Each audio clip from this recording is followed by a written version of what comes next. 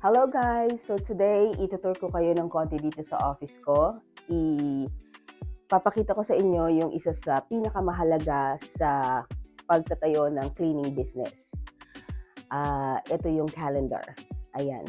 As you can see, hindi po ako gumagamit ng Apple or Microsoft or Google Calendar. Ang ginagamit ko is traditional or manual calendar.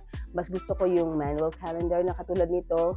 Binibili ko po ito very cheap lang, like $1.25 sa dollar store.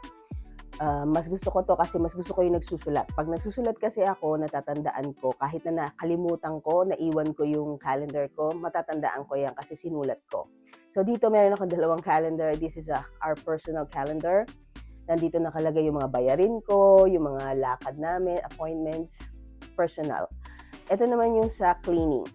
Dito nakalagay yung aking mga clients for a day, yung mga lilinisin, yung mga gagawin. Before, napakarami niyan, punong-puno yan. Actually, itong calendar na to, maliit na lang to. Before, mas malaki dito yung calendar ko.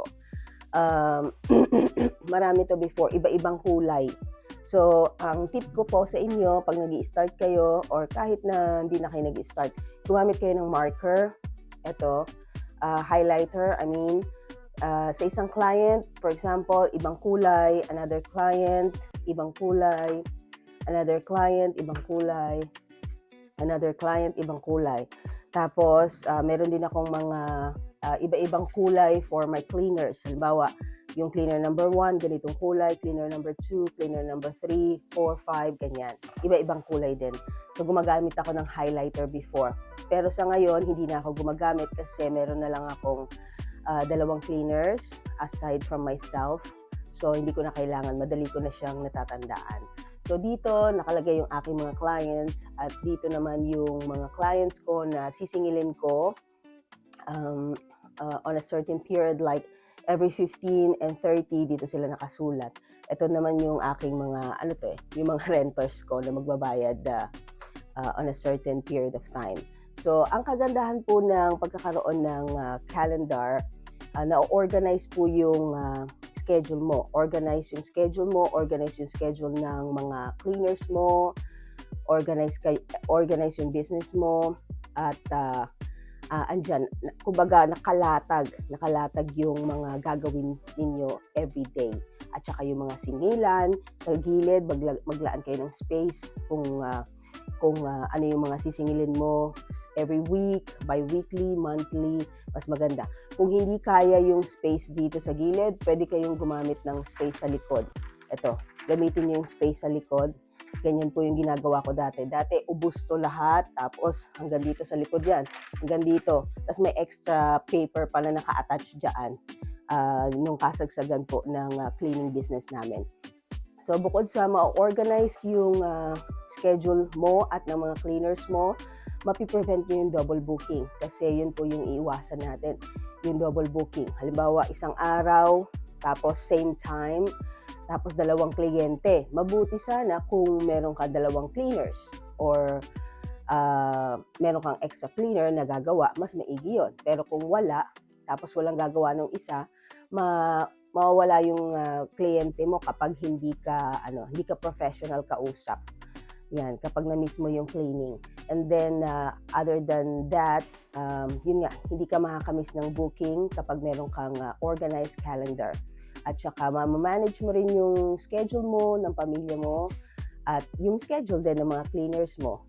So, isa pa sa tip ko, pagka meron kang calendar, isa sa benefits ng calendar, pwede mo nang kunin sa clients mo yung mga schedule. Like for example, meron kang client na weekly, meron kang client na bi-weekly or monthly.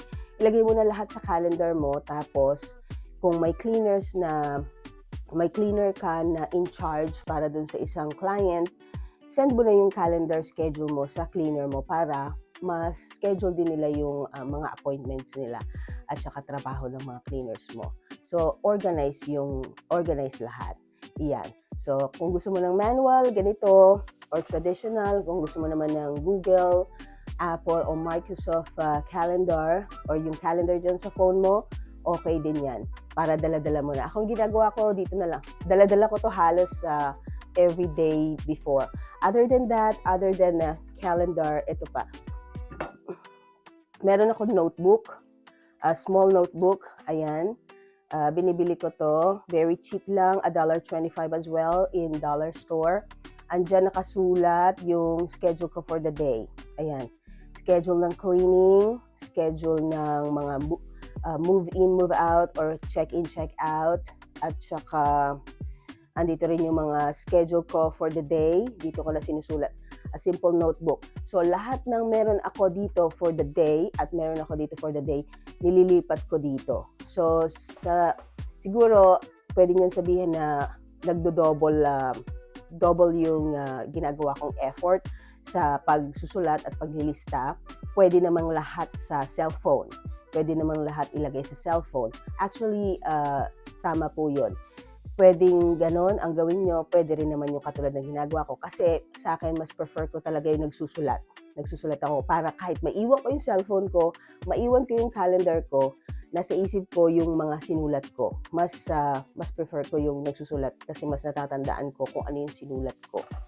Ayun po. So, yun lang po muna sa ngayon. For more tips, subscribe lang po kayo. Thank you.